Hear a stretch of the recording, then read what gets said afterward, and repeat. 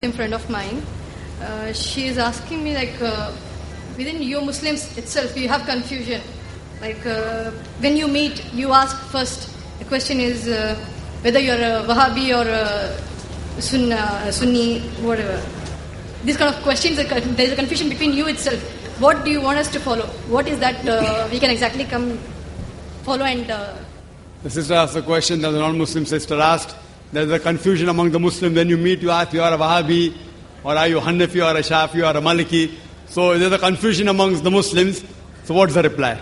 I do agree with the non-Muslim sister that unfortunately many Muslims call different names. But when I tell the Hindus to go back to the Vedas, I tell the Muslims to go back to the Quran.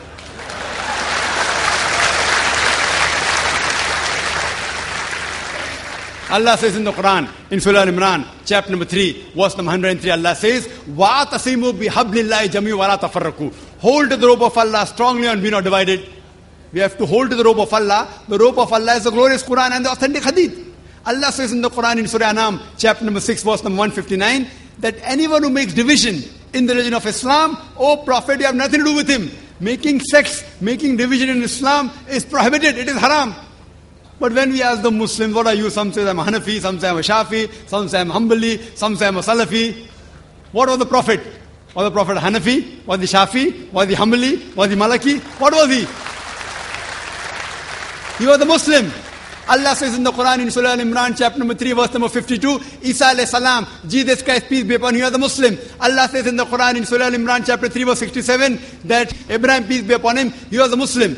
Allah says in the Quran, in Surah Fussilat, chapter number 41, verse number 33, وَمَنْ أَحْسَنُ قَالًا مِمَّنْ دَعَا إِلَى اللَّهِ وَعَمِلَ صَالِحًا قَالَ إِنَّنِي مِنَ الْمُسْلِمِينَ. Who is better in speech than one who invites to the way of thy Lord, works righteousness, and says that I'm a Muslim? Our beloved Prophet Muhammad sallallahu alaihi wasallam was a Muslim. Allah has told us to call ourselves Muslim. There cannot be a better label than Muslim. See, all these four great Imams, Imam Abu Hanifa, Imam Shafi, Imam Ahmad ibn Hanbal, Imam Malik, may Allah be pleased with them all. They were great scholars. I love them. I respect them all. They were great scholars. But all these great scholars said, all these four Imams said, that if you find any of my fatwa which goes against Allah and His Rasul, then you throw my fatwa on the wall.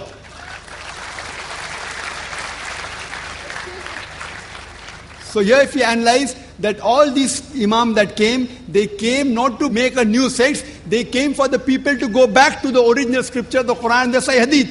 So what we have to realize, that I know there are people who say that it is in the Hadith in which the Prophet said there will be 73 sects. It's Hadith of Tirmidhi, it's a Sahih Hadith, Hadith number 171. The Prophet said there will be 73 sects. Prophet didn't say you should make. Prophet knew that even though Allah says don't make, you're bound to make. So the best is to go back to Allah and His Rasul. And the best label you can have is call yourself a Muslim. Any scholar, let it be anyone in the world, let him be the biggest scholar of the world. You ask him for proof. Qul hatu burhanakum. Produce your proof if you are truthful. If you are honest, produce your proof. So any scholar, if there's difference of opinion, you ask him for proof. Get the proof, check it up. Therefore in my talk I always give references. What I say, what Zakir says is rubbish in Islam. It is zero, nil. Therefore I say, Zakir doesn't say, Allah says, Qul huwallahu ahad, says Allah one and only. If Zakir says it is rubbish, zero, nil in Islam. If Allah says it, carries weight. If the Prophet says it, carries weight. So therefore sisters, Muslims should not be divided. We should call ourselves Muslims and follow the Quran and the Sahih Hadith. Anyone who divides the religion, they are going against the Quran.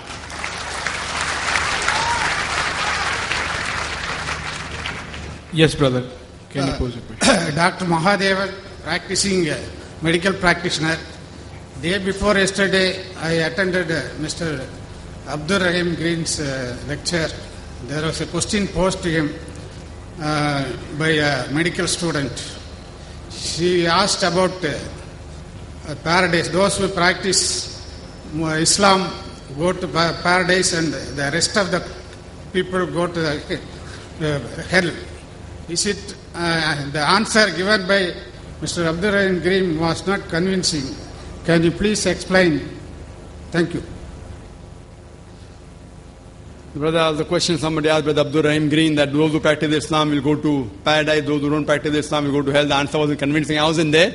I'm sure Brother Abdur Rahim Green may have given a very convincing reply. Maybe you didn't understand certain of his points. I know him, he's a very good speaker, mashallah. But regarding the reply that will Muslim go to Jannah and non-Muslim go to hell, brother, the requirement go to Jannah is given in Surah Al-Asr. chapter number 103, verse number 1 to 3. It says, "Wal as inna insana fi khusr illa allazina amanu wa amilu salihati wa tawasaw bil haqqi wa tawasaw bis sabr." By the token of time, man is very in a state of loss, except those who have faith, those who have righteous deed, those who exhort people to truth, that is to dawah, and those who exhort people to patience and perseverance. The requirement for any human being to go to Jannah is 4 things: Iman, faith, what I discussed, pillars of Iman; righteous deed; exhorting people to truth; and exhorting people to patience and perseverance. If any one of these 4 is missing, under normal circumstances, you shall not go to Jannah. Only by calling yourself Abdullah, Muhammad, Sultan, Zakir will not take you to Jannah. Just by saying I am a Muslim, you will not go to Jannah. I said in my talk, Allah says in Surah Ankabut, chapter 29, verse number 2, just by saying you believe, just by saying I am a Mu'min, I am a Muslim, do you think you will go to Jannah? Allah will surely test you. So just by saying I am a Muslim, you will not go to Jannah. A person who practices Islam, Islam comes from the root word salam, which means peace. It also means submitting a will to God. A person who submits his will to God is called a Muslim. So a person who follows the religion or submitting his will to Almighty God is a Muslim. So anyone who submits his will to Almighty God, whatever his name may be, he will go to Jannah. So criteria to go to Jannah is having Iman. In all the pillars I mentioned, Almighty God is there. You have a messenger, about the hereafter, about his books, etc. Doing righteous deed and submitting a will to Almighty God. If you submit your will to Almighty God, in Arabic it is called as religion of Islam. But it doesn't mean that if you live in Pakistan or live in Saudi Arabia, you go to Jannah. No. All the people in Saudi Arabia, all in Pakistan, Allah alone knows whether they go to Jannah or not. The person who go to paradise, brother, is one who obeys the commandment of Almighty God.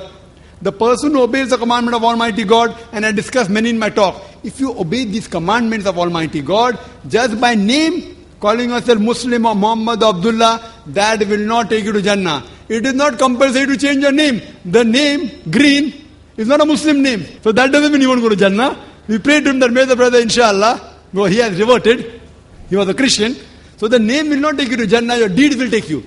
Believing, your deeds, exhorting people to truth, and exhorting people to patience and perseverance. If your deeds are right, if your Iman is right, and you exhort people to truth and patience and perseverance, inshallah, any human being, he shall go to Jannah. Hope that answers the question.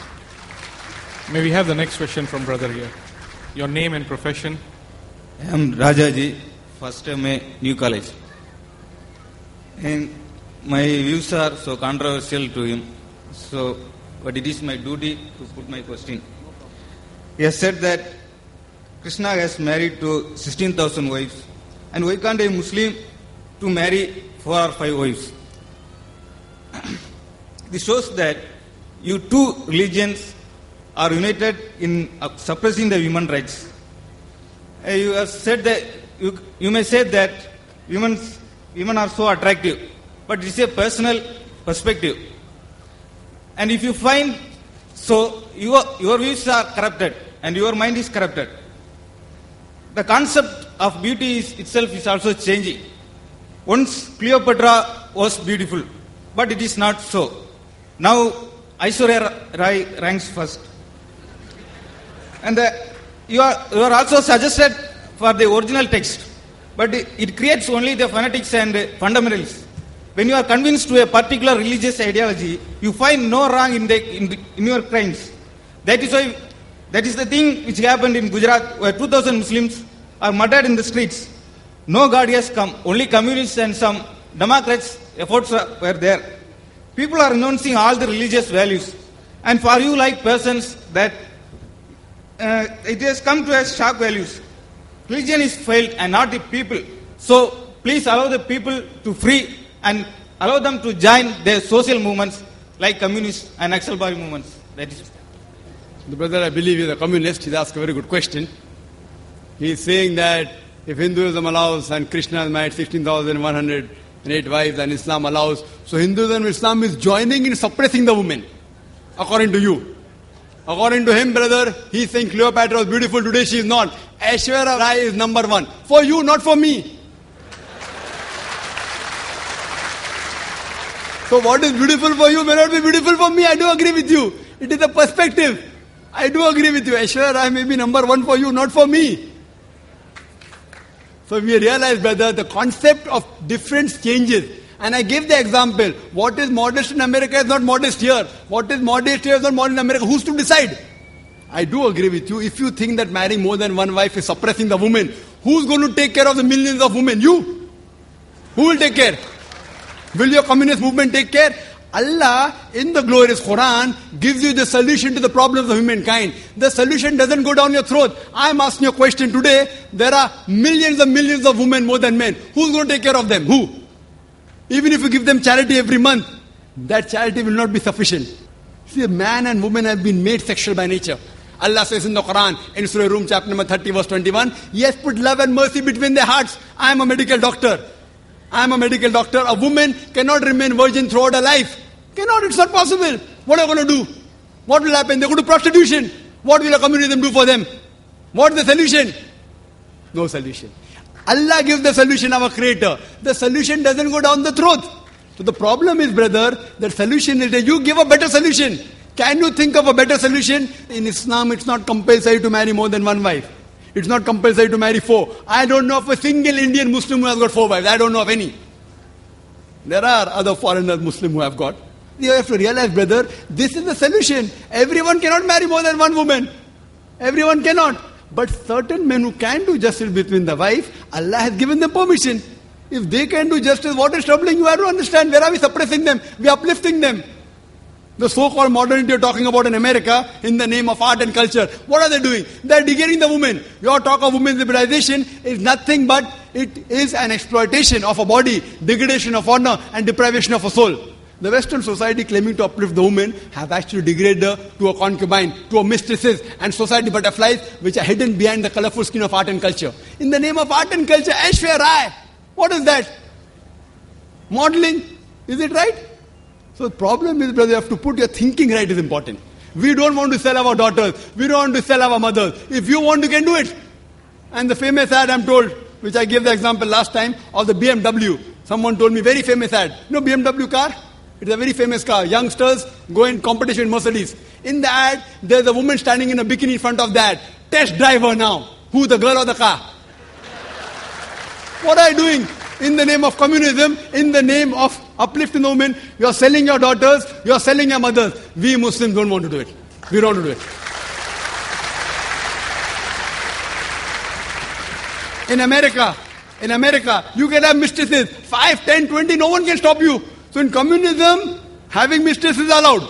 Having more than one wife, you have to give her rights, you cannot ill-treat her, you have to give her honor, you have to give her property. That doesn't go down your throat. Who is degrading the woman, you or me? You know, in America, one of the most advanced countries, these Americans who talk about that Islam degrades the woman, do you know, out of those people accepting Islam, today Islam is the fastest growing religion. Out of those people accepting Islam, 2/3 of the people are women. If Islam degrades the woman, then why are the American women accepting Islam? Why are the American men accepting Islam? Who forced Dr. Abu Amna Bilal to accept Islam? Who forced Brother Abdul Rahim Green to accept Islam? Who? If you see the women, 2/3 of the people are women. They are accepting Islam. Why? If Islam degrades the woman, why will they accept Islam? Because they know that Islam gives security to the woman. Islam uplifts the woman. That security may not go with your purpose of making money in art and culture. Like the politicians, they want to divide and rule. These people of art and culture talking about uplifting the woman, beauty contest, they're selling cosmetics. They make billions of dollars. You know that the beauty contest for what? In the name of beauty contest, they are making billions of dollars. So just because they want to make billions of dollars, many of them want to go and see. So if you realize, brother, we don't believe in exhibiting our women in front of public. We respect them, we love them, and we revere them. We don't want to degrade them.